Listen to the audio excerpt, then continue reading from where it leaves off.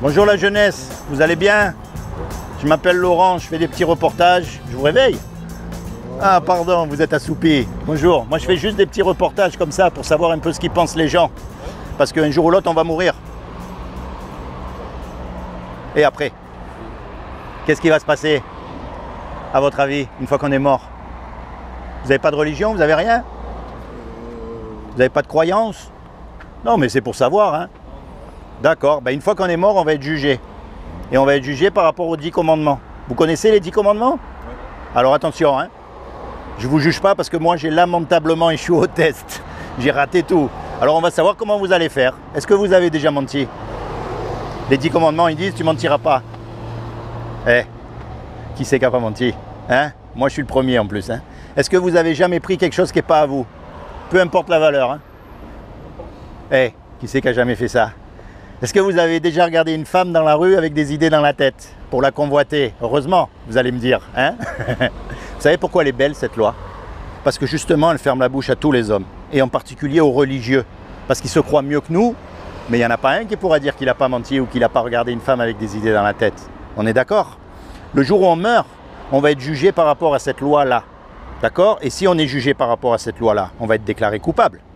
Et si on est coupable, la punition de Dieu, c'est l'enfer pour l'éternité. Et ça nous chatouille un peu. On préfère ne pas y penser, on préfère ne pas en parler, on est bien d'accord. Mais si on pouvait l'éviter, on l'éviterait. Maintenant, je vais vous dire une chose. C'est Dieu qui a tout créé, on est d'accord? Donc un créateur, il aime sa création. Un musicien, il aime sa musique. Un cuisinier, il aime la cuisine qu'il fait. Quelqu'un qui crée, il aime ce qu'il crée. Donc Dieu, il nous aime. Et il ne veut pas qu'on aille en enfer. Donc il a fait quelque chose pour que vous et moi, malgré qu'on soit coupable, on puisse éviter d'aller en enfer. Est-ce que vous savez ce qu'il a fait? Alors je vais vous dire, et après libre à vous, hein, je vais vous dire, il y a une chance sur deux. Hein. Soit je vous dis des bêtises, on aura rigolé 5 minutes et c'est fini. Soit je vous dis la vérité et vous aurez tout perdu. Hein. C'est simple, il y a 2000 ans, comme il a trouvé aucun homme parfait, eh bien, il est venu lui-même sur terre.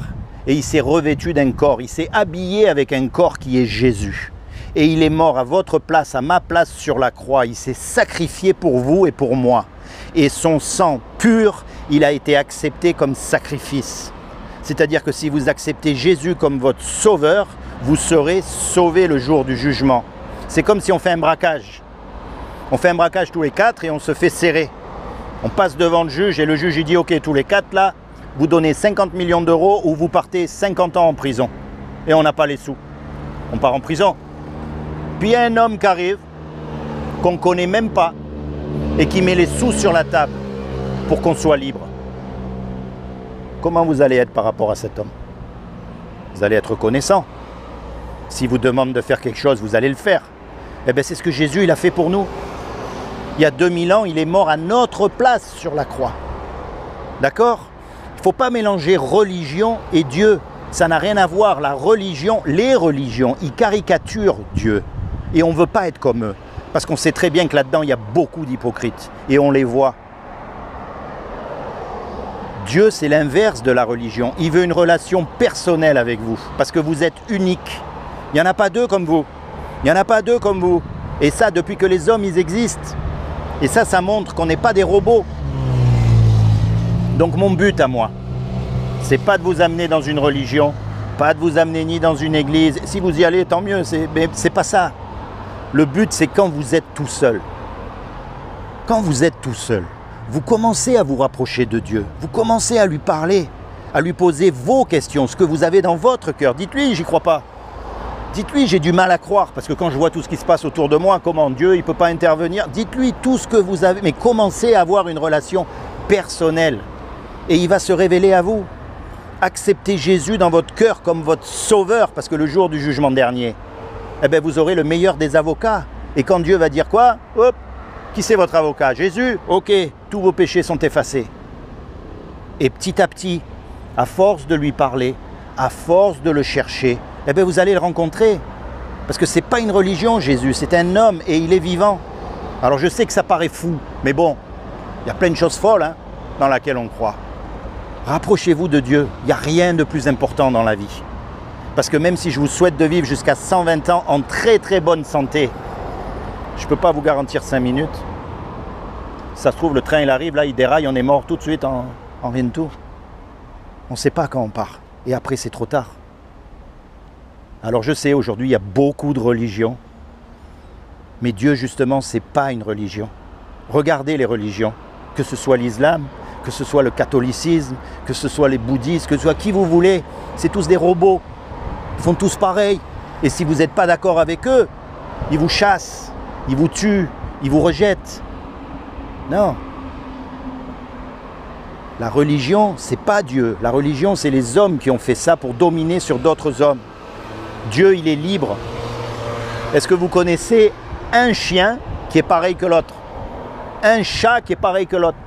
Un papillon qui est pareil? Dieu, c'est un Dieu qui fait que des choses uniques.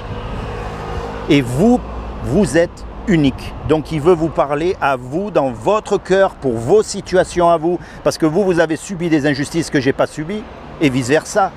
Vous avez eu des galères que je n'ai pas eues, et vice-versa.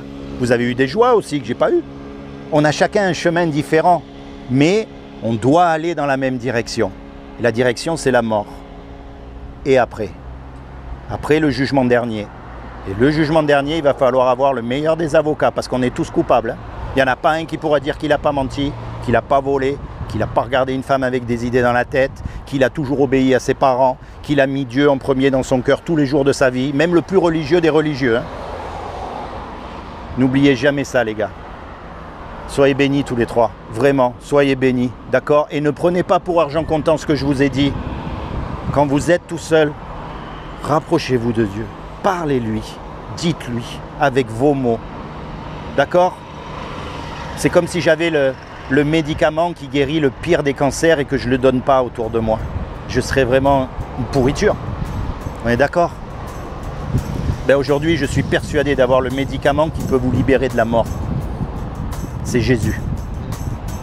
Et c'est pour ça que je passe, que je vous ennuie un petit peu, que je vous importune. Il faudra m'excuser, mais c'est vraiment du fond du cœur. D'accord? Même si je parais un farfelu, ok. Renseignez-vous, cherchez, soyez sauvés. Soyez bénis tous les trois. Soyez bénis. Bon voyage!